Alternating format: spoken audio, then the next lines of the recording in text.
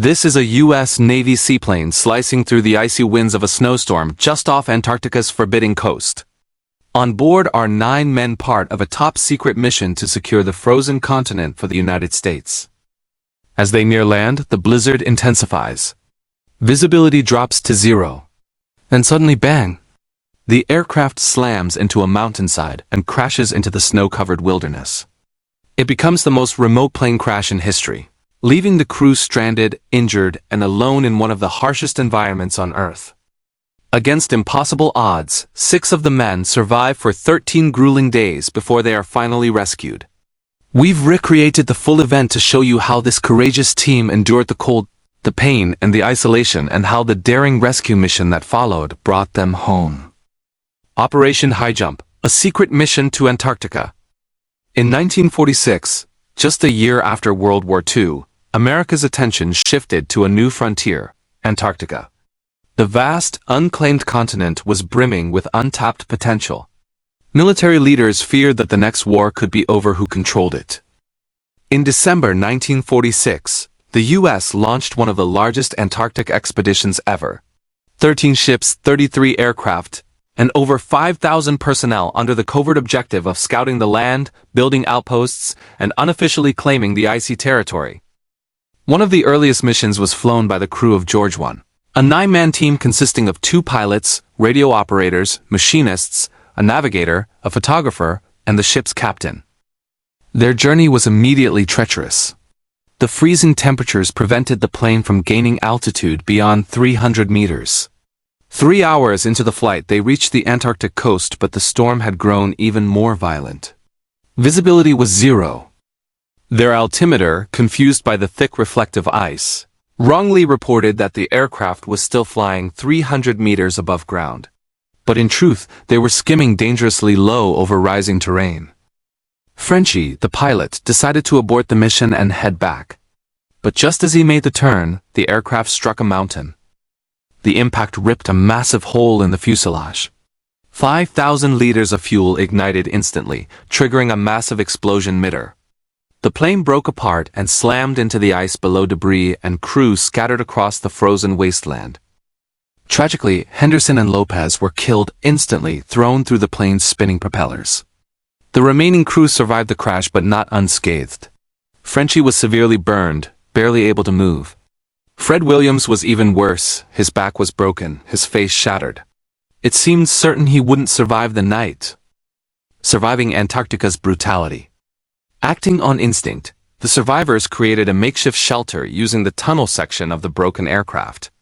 They found a parachute and rigged it across the opening to block the relentless snow and wind. Scouring the wreckage, they recovered sleeping bags, tents, and emergency rations, mostly canned meat and soup. With no idea if help would ever arrive, they huddled in their icy shelter and waited. Williams, too injured to move, was insulated with debris and a sleeping bag. But hours later, when Robbins checked on him, he was gone. The cold had claimed him silently in his sleep. 6 remained, their only hope being found. Their supply ship, Pine Island, was over 500 kilometers away, and locating their crash site would be like finding a needle in a frozen haystack. Back on Pine Island, the Navy began preparing a rescue plan. They had the last known coordinates but didn't know exactly when the crash occurred.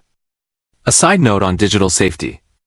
You might not know where your own data is right now either.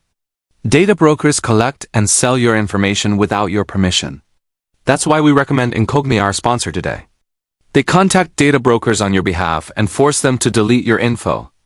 Try it today and get 60% off with code PRIMALSPACE at ncogni.com/primalspace. Hope and hunger. Back at the wreck, Frenchie was deteriorating rapidly, his burns infected, his mouth frozen shut. Oddly, the cold, dry air may have saved him from worse infections, since bacteria couldn't survive the environment. And still Frenchie never complained. He even joked when he could. Robbins found a portable gas stove and ingeniously fueled it with leftover aviation fuel. He became the team's cook, serving 2 meals a day, spinach soup followed by peanut butter on bread. On day 4, the skies finally cleared. For the first time, sunlight poured over the ice fields. Despite everything, the view left the men in awe. They took this brief weather window to bury their fallen comrades. Metal scraps were placed in the graves, so searchers might find them using magnetometers. On day 5, food supplies dwindled. They'd soon be left with only dry meat. Robbins, exploring again, found Lopez's camera. He snapped photos of the wreck, hiding the film in his sleeping bag. First rescue attempt. By day 7, the weather improved around Pine Island. A rescue plane was dispatched. Using a ladder search pattern, the crew scanned back and forth near the coast. But as they approached land, thick fog rolled in. Visibility vanished. Back at the wreck, Frenchie suddenly muttered, "I hear a plane." He wasn't hallucinating. A rescue plane really had passed just 20 kilometers away. More storms rolled in. Morale plummeted. The survivors built a bonfire pile from wreckage, ready to ignite if another plane appeared. They also painted a large SOS message and a note on the wing hoping someone someday would see it. The final march to salvation. On day 13, the sky finally cleared. Breakfast was meager, just canned apricots. Then in the distance, a rumble. The rescue plane had returned. The crew rushed out, waving frantically. But the rescue aircraft couldn't land. It was a seaplane, and there was no water in sight. Instead, the rescuers dropped a note. "If you can walk to the lake 10 miles north, form a circle. If not, form a line." The survivors formed a circle and strapped Frenchie to a sled. They set out through chest-deep snow. It took 12 agonizing hours. The rescue plane trailed them, dropping supplies and photographing their route. Finally, they reached the lake, but fog rolled in again.